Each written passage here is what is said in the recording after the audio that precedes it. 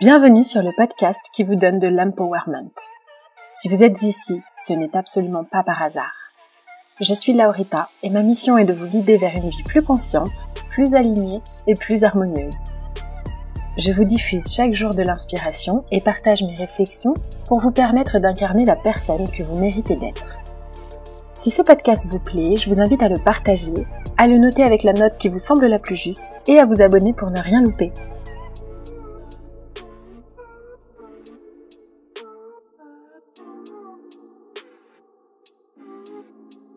Bonjour à tous.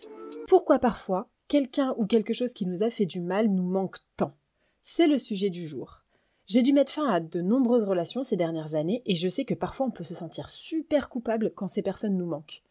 On est dans le deuil, on se sent mal, on se sent faible, on doute de si on peut se faire confiance dans ses prises de décision. Et chacun d'entre nous dans la vie va passer par des moments où on va dire stop, où on va quitter quelqu'un, où quelqu'un va nous quitter, ou bien on va vivre un licenciement, une rupture amicale, familiale, etc. Et ces situations, bien qu'elles soient mauvaises pour nous et qu'on le sache au fond, on continue d'y penser et limite même de les regretter. Ça peut même être quelqu'un qui vous a manqué de respect, mais vous, il vous manque ou elle vous manque. Pourquoi on se sent si stupide dans ces cas-là ? Pourquoi on se sent faible de regretter une situation ou une personne alors qu'on sait très bien qu'elle est néfaste pour nous ? Est-ce qu'on est accro aux choses qui nous font du mal ? Penser comme ça impacte très fort notre estime de nous-mêmes et ça nous fait ressentir de la honte. Or, la honte, rappelez-vous, dans la charte des vibrations pour être au max, c'est une des pires émotions à ressentir et c'est justement ce qu'on va faire aujourd'hui, éviter de ressentir de la honte si quelque chose qui n'est pas bon pour nous nous manque.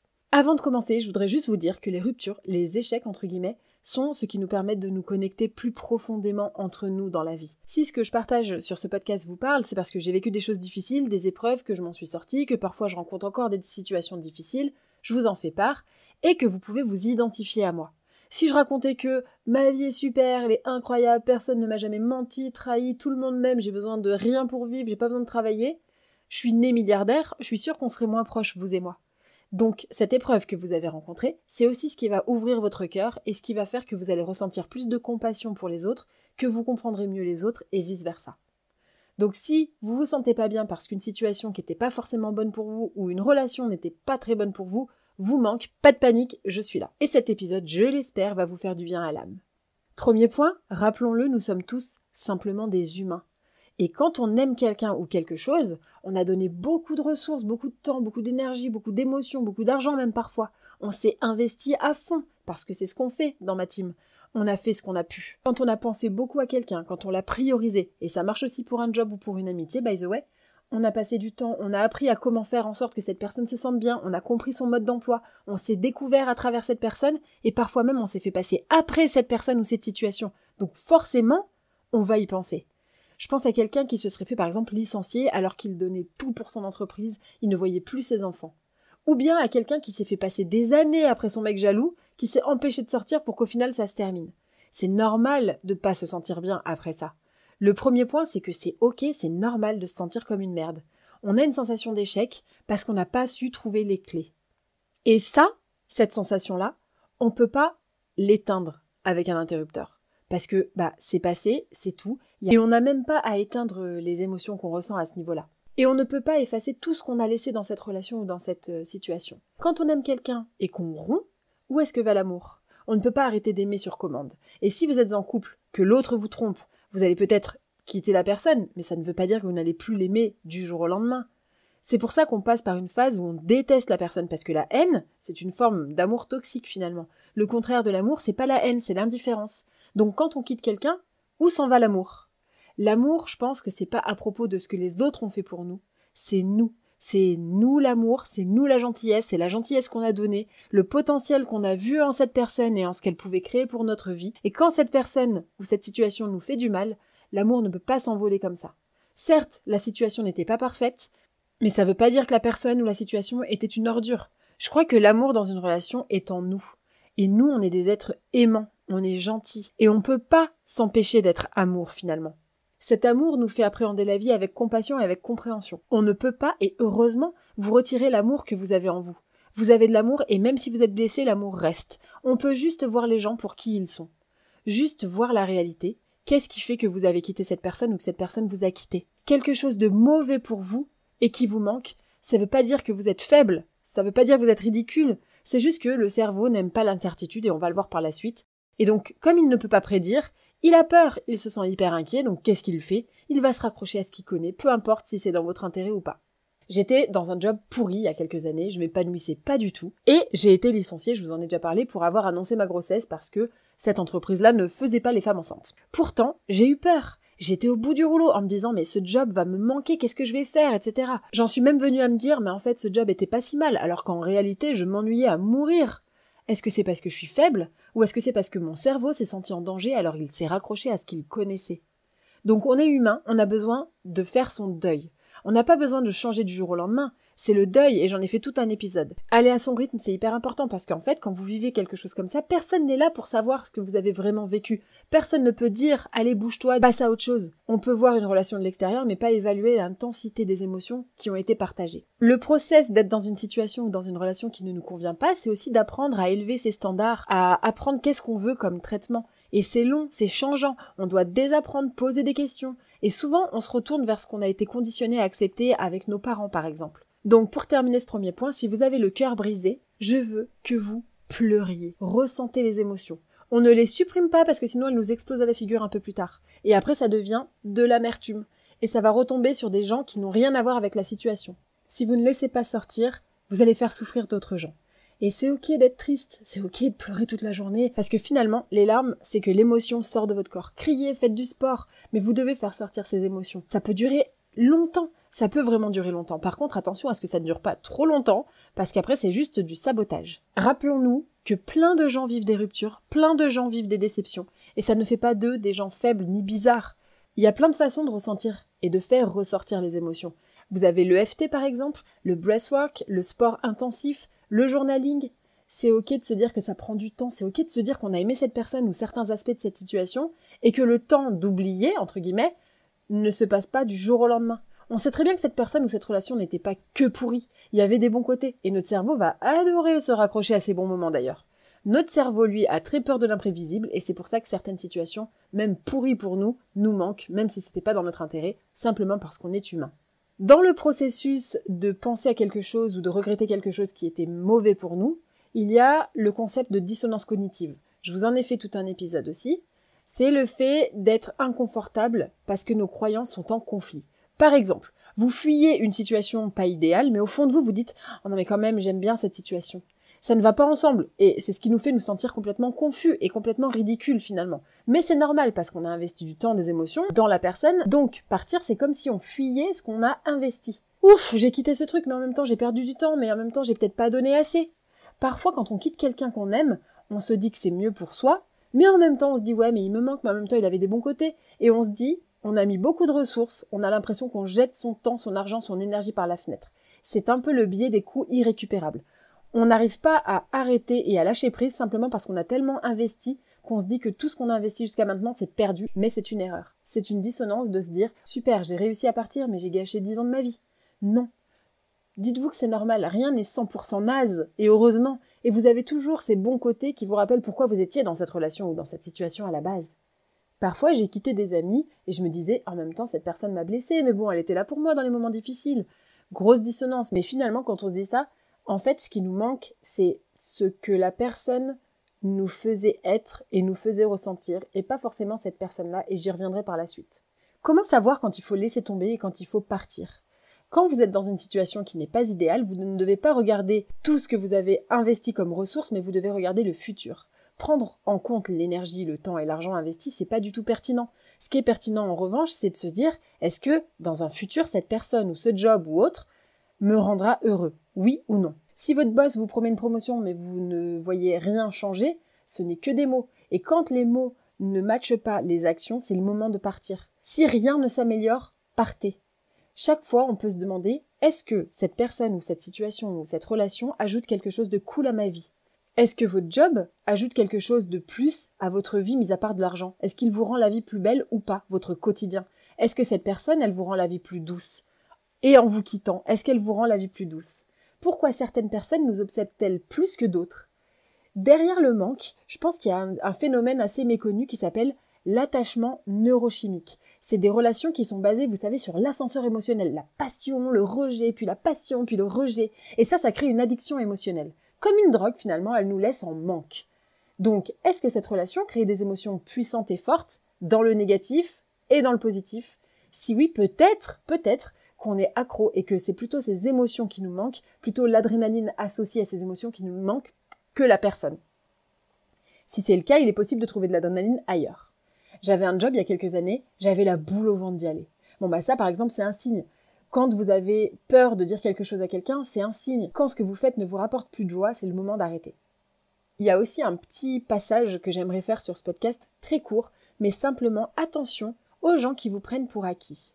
Si la personne ne fait plus d'efforts ou l'entreprise ou peu importe ne fait plus d'efforts, vous allez voir que finalement, le respect va diminuer. Et il y a une expression en anglais qui dit « quittez la table quand le respect n'est plus jamais servi ». Les choses que vous savez précieuses, vous en prenez soin, vous les chérissez. Donc si les gens ne se comportent pas correctement avec vous, c'est peut-être qu'ils ne vous considèrent pas comme aussi précieux que vous êtes réellement. Ensuite, comme je vous le disais, quand quelqu'un nous manque, c'est pas la personne qui nous manque, c'est le manque de notre identité au contact de cette personne. Quand on quitte quelqu'un ou quelque chose, on ne perd pas seulement la personne ou une habitude, mais aussi une partie de nous qui existait à travers cette relation ou cette expérience. Je sais pas si je suis très claire. C'est pas tant la personne qui manque, mais c'est l'émotion, la familiarité, le rôle même qu'on jouait dans cette histoire. Parfois, quand vous retirez votre énergie d'une personne, cette personne change. Je vous en ai déjà parlé. Son énergie change, sa vibe change, et vous rendez parfois les gens beaux et attirants, avec votre cœur pur, parce que oui, vous avez le cœur pur. Et c'est pour ça que parfois, on regarde ses ex et on se dit « Mais qu'est-ce que j'ai fait toutes ces années avec cette personne ?» Simplement, t'as retiré ton énergie de cette personne, et voilà ce qu'elle donne sans toi. Parfois, la personne qui nous manque ne peut pas exister sans nous. C'est-à-dire que maintenant qu'on n'est plus ensemble, ce sera plus jamais la même personne parce qu'il ou elle n'a plus votre énergie en lui et vice-versa. L'énergie que l'autre mettait en nous n'est plus, et nous voilà quelqu'un de différent, presque. Et si vous vous dites « Je vous vois, je trouverai jamais mieux », mais évidemment que vous allez trouver mieux. Il y a mieux que toxique, il y a mieux que moyen, il y a mieux que les embrouilles, il y a mieux que la boule au ventre, il y a mieux que le ghosting, et il y a mieux que ce qui vous a fait partir ou ce qui a fait partir cette personne. Et mieux aussi que quelqu'un qui part. Parce que parfois, ce qui nous manque, c'est pas nous qui l'avons décidé. Il y a mieux que quelqu'un qui ne veut pas de vous, les amis. Parfois, c'est simplement le manque d'une identité qu'on s'est construite avec cette personne. Cette identité, elle est attachée à cette situation, à cette relation. Avoir cette personne dans notre vie a certainement réglé plein de choses dans notre vie, a comblé des vides ou nous a appris plein de trucs. Sinon, on serait jamais engagé dans cette relation. Et quitter, justement, cette situation, c'est pas parce que il ou elle n'est pas remplaçable, c'est juste parce qu'on laisse partir une personne qu'on avait l'habitude de voir dans le paysage, ou une croyance qu'on avait sur nous-mêmes, ou une émotion positive qu'elle nous faisait ressentir. Par exemple, moi, je suis une mère de famille comblée. Ah finalement, ton mari est parti avec la secrétaire, du coup, tu n'es peut-être plus une femme comblée. On quitte une identité de nous, donc, comme je le disais, on quitte une partie de nous, une identité de nous, sans l'énergie de cette personne en nous, mais par contre avec l'énergie en plus qu'on mettait dans cette personne. Ce qui nous manque aussi, c'est ce que ça aurait pu être. C'est tirer un trait sur une vision fantasmée qui, by the way, n'a jamais été réelle et ne le sera jamais. Pourquoi il ne faut pas y retourner ? Une fois qu'on a acté que la situation ou la personne n'est pas bonne pour nous, mon conseil, mais ça n'engage que moi, c'est de ne pas y retourner. Pourquoi ? Parce que ça bloque votre manifestation. Ça bloque la place pour quelque chose de mieux. Pour changer de vie, pour s'en remettre, pour obtenir mieux, il faut faire de la place. Et si vous avez envie de rencontrer quelqu'un, ne gardez pas quelqu'un dans l'environnement qui prend toute la place. Et puis on peut aussi se dire que finalement, si ça s'est terminé d'un côté ou de l'autre, c'est qu'il n'y avait plus match. Et je crois que rien de bon ne peut ressortir avec de la résistance pour forcer les choses. Ce qui est pour vous, vous trouvera et ne devrait pas vous obliger à prouver votre valeur. Oui, vous devez faire des efforts, mais ça doit être agréable. Ça doit pas vous rendre needy ou vous faire des compromis pour moins que ce que vous méritez. Il y a vraiment quelque chose d'illogique dans le manque, c'est pourquoi ressentir du vide pour quelque chose qui nous a fait souffrir. Pourquoi une relation toxique, un job stressant, un ex-manipulateur peuvent encore nous hanter ? C'est ce qu'on appelle le paradoxe, c'est que notre cerveau ne fonctionne pas en logique mais en attachement. Il ne distingue pas le bien du mal, il retient ce qui a compté. Et pourquoi est-ce qu'on ressent ça ? Parce que, comme je vous le disais tout à l'heure, parce que notre cerveau n'est pas toujours de notre côté. La mémoire humaine a tendance à filtrer la douleur et à garder les bons souvenirs en créant une version idéalisée de ce qui était. Ce processus, ça peut donner l'illusion que ce qui nous a fait souffrir était en réalité plus beau que ce qu'on le croyait. Notre cerveau, c'est un super scénariste et il adore réécrire l'histoire. Il y a un biais naturel qui fait qu'il atténue les mauvais souvenirs et amplifie les bons. Et c'est aussi le cas, par exemple, quand on perd une personne qui décède. C'est un mécanisme de survie qui nous pousse à garder espoir et à éviter la souffrance. Dans ces cas-là, ça ne facilite pas vraiment les choses, on va pas se mentir, et quand on réalise comment il marche, ça permet de prendre du recul, de plus prendre les choses perso, on comprend le mécanisme et on arrive à relativiser. Ok, c'est normal que je sois au bout de ma vie, mon cerveau a peur, mais je vais lui montrer qu'on peut faire mieux. Notre cerveau a un biais de confirmation parce qu'il adore avoir raison, donc il va chercher à avoir toutes les choses qui vont lui prouver que ses croyances sont les vraies, même si elles sont limitantes et nous retiennent, il veut se prouver qu'il a raison. Par exemple, après beaucoup de réflexion, vous décidez de supprimer quelqu'un de votre vie. Comme ça fait longtemps que c'est encore un peu familier, c'est dur. Ça va prendre du temps de catch-up sur ce qu'on a décidé. En gros, c'est comme si vous faisiez un meeting stratégique en interne, on convie tout le monde, les organes, machin, le cerveau, pour le mettre à jour.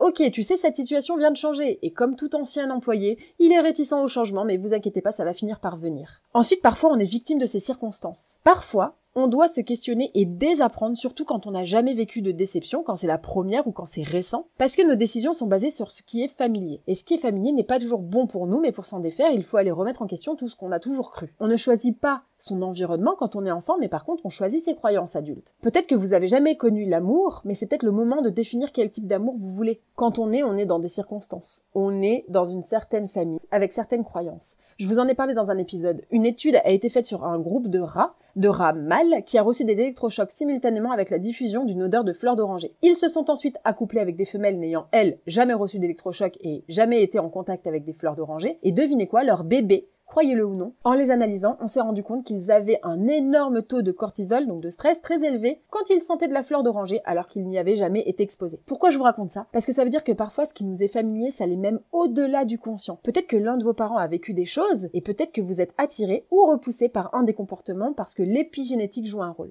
Pour guérir, entre guillemets, il va falloir comprendre pourquoi. Pourquoi, ça nous permet de comprendre que ce n'est pas nous. Ce n'est pas nous qui sommes bêtes d'avoir choisi cette personne n'était pas là pour nous faire du mal, elle n'a pas voulu nous punir, et la vie n'a pas voulu nous mettre un mauvais karma. Non, non, non, non, non. Peut-être que simplement cette personne c'était une leçon pour nous à apprendre et elle était une priorité pour avoir un nouveau mindset. Souvent on a tendance à s'en vouloir quand on perd quelqu'un ou quand quelqu'un ne nous veut plus ou nous trahit, mais qu'est-ce que j'ai fait avec cette personne pendant 10 ans? Qu'est-ce que t'as fait avec cette personne ou avec cette relation? Bah t'as appris. Et forcément t'as passé des bons moments donc tu as grandi. Les mauvaises personnes au mauvais moment, les peines de cœur, les ruptures, les trahisons doivent venir parce qu'on doit sortir du confort parfois et qu'on doit faire face à des parts de nous auxquelles on ne sait pas accéder sans les autres. Il y a des gens qui ont des clés pour certaines portes de nous qu'on ne comprend pas et qu'on ne connaît même pas. Il y a par exemple des gens qui vous rendent jaloux ou sneaky alors que vous ne pensiez pas forcément l'être. C'est pour ça que c'est important de rencontrer plein de monde justement. Parfois vous allez rencontrer quelqu'un qui va vous faire ressentir de la jalousie alors que vous n'êtes pas particulièrement de nature jalouse. Pourquoi? Par exemple parce que la jalousie est une boussole et qu'elle va vous indiquer ce que vous voulez pour vous-même et parfois vous ne le saviez pas jusqu'à voir cette chose devant vous. Autre point dont je parle souvent, c'est que les gens sont en CDD. Parfois, on a compris que personne n'est voué à rester dans notre vie pour toujours parce que les gens ont une mission dans notre vie. Et qu'une fois qu'elle est remplie et qu'on a rempli la nôtre dans la leur, on se sépare. Soit par une distance, soit par la mort, soit par un clash. Moi, ça m'apporte beaucoup de paix de voir les choses comme ça. Ok, cette personne a rempli sa mission dans ma vie, moi dans la sienne et on repart enrichi. Et donc c'est normal d'avoir mal parce que ça implique un deuil et c'est jamais agréable d'avoir à faire un deuil. C'est dur à gérer, ça fait mal d'avoir des espoirs qui sont évaporés et je trouve qu'on devrait être beaucoup plus cool avec nous-mêmes. Parfois, il faut aussi faire le deuil de quelqu'un qui nous a brisés. Parfois, si quelqu'un nous a brisés, c'est aussi qu'il a pu avoir accès à nous parce qu'il avait des bons côtés. Et on adore fantasmer. Regardons objectivement. Si c'était la personne de rêve, ça serait pas terminé. Si c'était la meilleure personne du monde, ça ne se serait pas terminé. Et surtout, les personnes qui nous ont blessés avaient aussi certainement cette mission dans notre vie, et parfois c'est de nous montrer à quel point on peut être fort et résilient. Je sais que pour certaines situations, cette affirmation est insoutenable. Genre les gens qui ont vécu des viols, des génocides, etc. Mais si c'est votre cas, dites-vous que vous avez survécu et que vous êtes fort malgré ça. Donc quand quelqu'un n'était pas bon pour vous, et qu'il vous manque, dites-vous que si ça s'est terminé, c'est que ça devait se terminer, et essayez d'en tirer la leçon derrière. Qu'est-ce que cette relation m'a appris? Quelles limites ont été franchies? Qu'est-ce que je peux en tirer? Qui suis-je désormais après cette expérience? Qu'est-ce que j'ai fait bien ou mal? Qu'est-ce que j'ai moins bien fait? Parce que quelque chose s'est passé. Qu'est-ce qui s'est passé? Quel était l'aspect négatif? Parce que sinon vous seriez encore ensemble ou vous seriez encore dans cette relation. Donc, regardez de façon rationnelle, est-ce que c'était sain? Et si c'était sain, pourquoi ça s'est terminé? Oui, les gens sont un CDD dans notre vie, et la vie remet toujours des gens qui nous ont blessés sur notre route pour voir si on a guéri. On dit souvent que les ex reviennent toujours. Pourquoi? Pour voir si la leçon est apprise finalement. Et si la leçon n'est pas apprise, on retombe sur le même schéma, le même type de personne. Et on s'en sort et on essaie d'apprendre de ses erreurs et on recroise le même type de personne jusqu'à ce qu'on soit complètement guéri. Spoiler alerte, la revanche n'est pas une bonne idée et croyez-moi, la vie se chargera des personnes qui ont été malveillantes. Quand on a perdu quelque chose à laquelle on tenait, on est emprunt à de nombreuses croyances limitantes.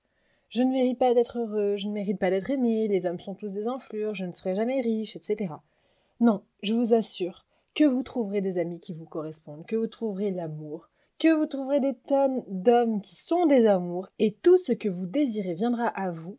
Mais quand on a trop d'émotions désagréables sur le moment, on n'arrive pas à le voir parce que la douleur nous aveugle. Mais justement, c'est beau d'avoir des hauts, des bas, des gros débats, sinon on ne serait pas nous. Sans nos ruptures, nos peines de cœur, etc. et sans le chemin, nous ne serions pas qui nous sommes aujourd'hui. Une autre façon de passer à autre chose, c'est de lister, entre guillemets, les défauts de la personne. Bon, ça fait bitchy comme ça, mais écoutez-moi jusqu'au bout.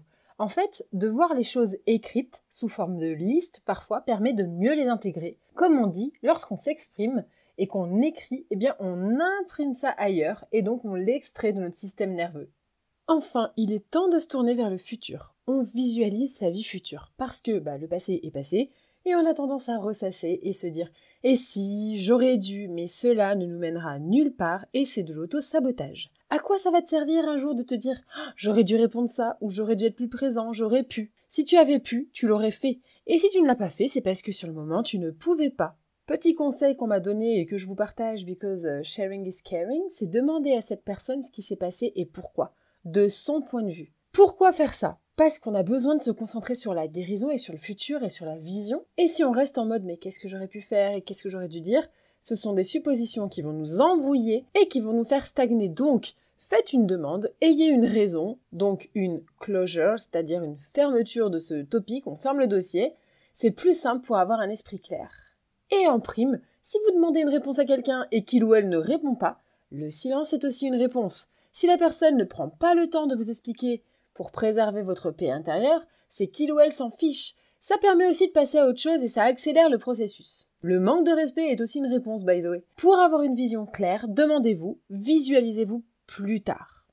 Dans un an, cette situation vous manquera beaucoup moins, je vous le promets. Mais pour ça, il ne faut pas se laisser abattre et il faut croire en soi. Parce que vous aurez toujours mieux. La vie ne s'arrête pas maintenant. Donc il faut y croire. Si vous ne me croyez pas, croyez en vous. Si vous ne croyez pas en Dieu, croyez en vous. Vous trouverez mieux. On est passé par les pires moments de notre vie, n'est-ce pas ? Et on est toujours là. Donc, pourquoi vous ne croyez pas en vous encore ? Chaque fois que vous avez pensé que vous n'allez jamais vous en sortir, vous avez réussi. Pourquoi pas cette fois ? Croyez-moi, quand j'ai lâché prise, je vous garantis, tout ce que j'ai voulu est venu à moi. Et aujourd'hui, je peux dire avec certitude que personne qui a quitté ma vie aujourd'hui ne me manque. Peut-être que ça changera dans le futur, mais aujourd'hui, je vous assure que ça va beaucoup mieux. Quand ce que l'on ne veut plus s'en va, les miracles arrivent. Quand on croit en soi, quand on prend des risques, ça paye. Donc il est important de se concentrer sur ce que l'on veut avoir, plutôt que sur ce que l'on n'a plus, parce que ce qu'on n'a plus, eh bien on l'a plus. Et se morfondre ne fera pas arranger les choses. On peut écrire ce qu'on veut voir se passer et se mettre en ordre de marche pour l'obtenir. Ou on peut écouter mon prochain épisode sur la manifestation qui vous donnera les clés exactes pour avancer et pour créer votre vision dans 6 mois. La perte, le manque dans la vie est toujours inévitable. Mais c'est le processus qui est cool. C'est pas un signe qu'il faut y aller quand on a l'impression que quelqu'un nous manque. Oh là là, je pense encore à lui, il faut que j'y retourne. Non, non, non. C'est un signe que vous prenez peut-être un peu cher, que peut-être que c'est un petit peu difficile pour votre croissance derrière.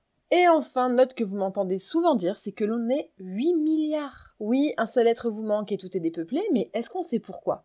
Simplement, c'est pas la personne qui manque, c'est l'état émotionnel qu'on a expérimenté quand on était avec eux. C'est pas vraiment la personne, parce qu'on pourra trouver des traits identiques ailleurs. En fait, c'est la joie qu'on ressentait, la conversation qu'on avait avec cette personne, l'énergie, la connexion, l'alignement de nos valeurs. On se sentait compris. On savait qu'il y avait quelqu'un qui nous comprenait. C'est pas la personne, c'est juste l'émotion, la sensation. C'est à propos de ce que faisait cette personne ou cette chose pour nous. Et si maintenant, au lieu de se dire quand on se rencontre, tu fais quoi dans la vie, on allait plutôt sur un discours du type « Est-ce que t'as déjà perdu quelqu'un de cher ? Est-ce que t'as déjà subi une rupture ? Et si oui, comment t'as géré ?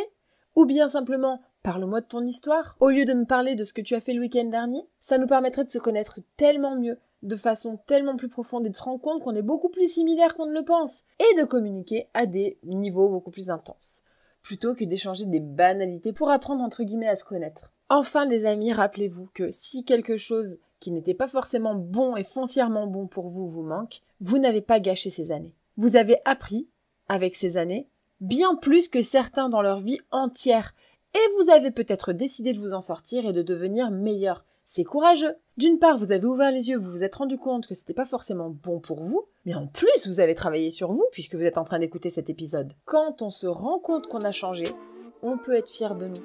Maintenant, vous pouvez enfin voir que cette situation / cette relation n'allait pas ou quelque chose clochait. Et maintenant, vous êtes prêt pour obtenir mieux, obtenir différemment, pour autre chose finalement. Vous êtes prêt pour accueillir quelque chose de nouveau qui vous apprendra encore plus, qui vous fera grandir davantage et avec lequel vous ne referez pas les mêmes erreurs. Vous méritez le best, le top, et si vous croyez en vous et que vous mettez l'énergie pour l'obtenir, vous l'obtiendrez. J'espère que cet épisode vous a plu et je vous dis à très vite pour un prochain épisode.